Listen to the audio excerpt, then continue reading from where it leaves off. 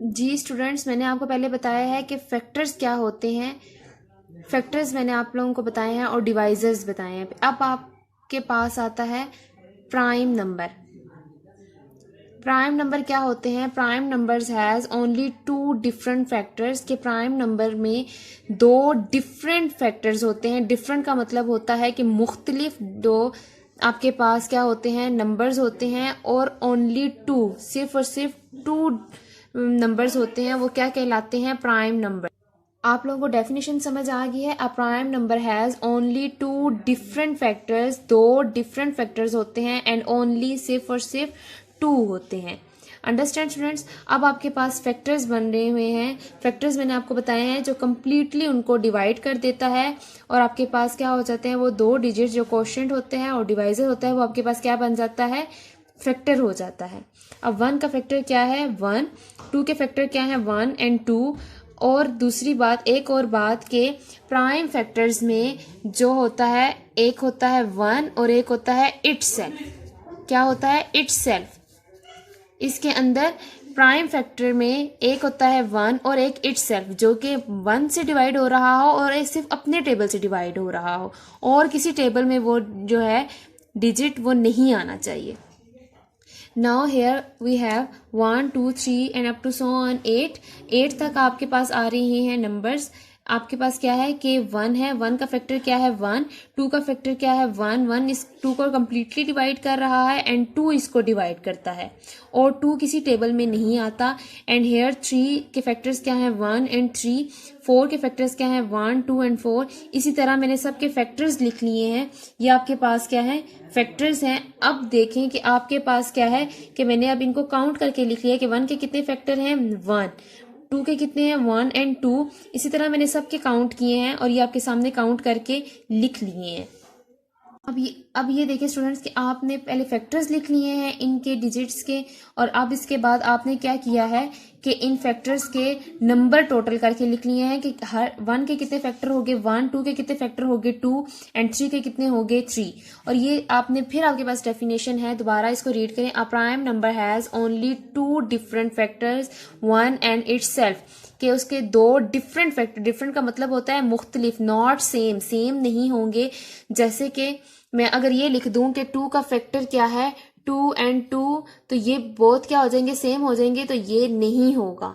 Understand students? तो different का मतलब होता है मुख्तलिफ फैक्टर्स। तो आपके पास मुख्तलिफ फैक्टर हैं। ये देखिए वन एंड टू चेंज हैं, ये दोनों मुख्तलिफ हैं, बोथ आर नॉट सेम। तो इस वजह से ये क्या है? डिफरेंट है। तो इसके बाद क्या है? ये दो हैं। तो आपके पास ऊपर बताया गया है कि a prime number has only two different factors, कि टू डिफरेंट फैक्टर्स। तो अब आपके पास क्या है? इसके वन है तो ये प्राइम नंबर नहीं है, तो ये टू क्या होगा? Two is a prime number. Three के कितने फैक्टर हैं? टू, तो it is a prime number. Four क्या है? इसके पास थ्री फैक्टर्स हैं, it is not a prime number. Five is a prime number. Six isn't a prime number. Seven is a prime number and eight is not a prime number. ये देखिए students, आपके पास एक मैंने worksheet बनाई है आपके पास prime number की। तो आपने ये बताना है कि ये प्राइम नंबर, आपने बताना है कि इनमें से कौन कौन सा प्राइम नंबर है। ये मैंने आपको बता दिया है, 8 तक तो मैंने आपको बता दिए हैं। अब आपने आगे 9 10 11 12 इसके आप लोगों ने बताना है कि प्राइम नंबर क्या होते हैं या प्राइम नंबर कौन कौन से हैं। अब ये मैंने वन के ऊपर ये क्रॉस लगाया हुआ है, ये क्यों नहीं है वन? ये मैं आपको कंपोजिट नंबर बताने के बाद बताती हूँ कि वन क्या है। अच्छा, तो ये देखें स्टूडेंट्स कि आपके पास क्या है, नेक्स्ट है आपके पास topic composite number have more than two factors. इसके क्या होते हैं? मोर देन टू फैक्टर्स होते हैं। इसके दो से ज़्यादा फैक्टर्स बनते हैं, वो क्या कहलाता है? Composite numbers.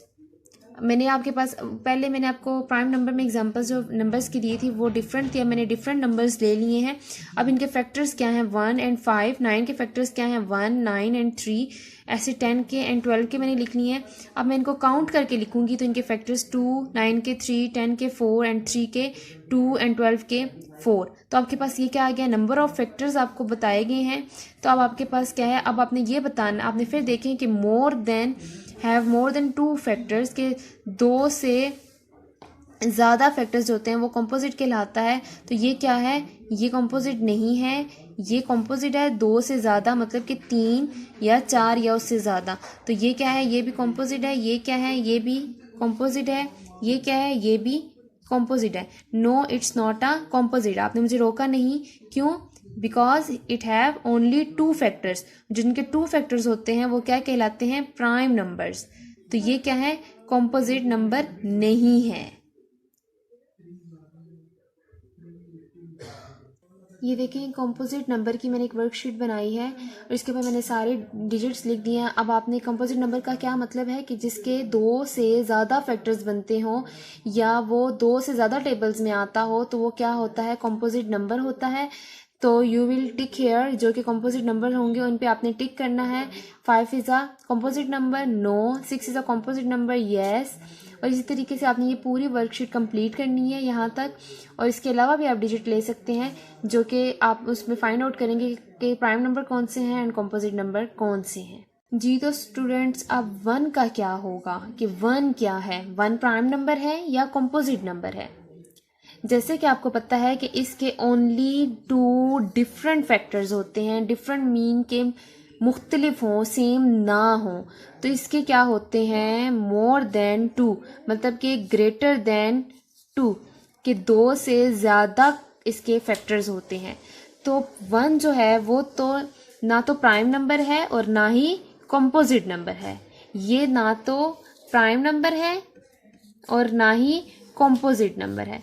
अंडरस्टैंड स्टूडेंट्स, अपनी बात अब ये याद रखनी है कि 1 isn't a prime number, neither a composite number.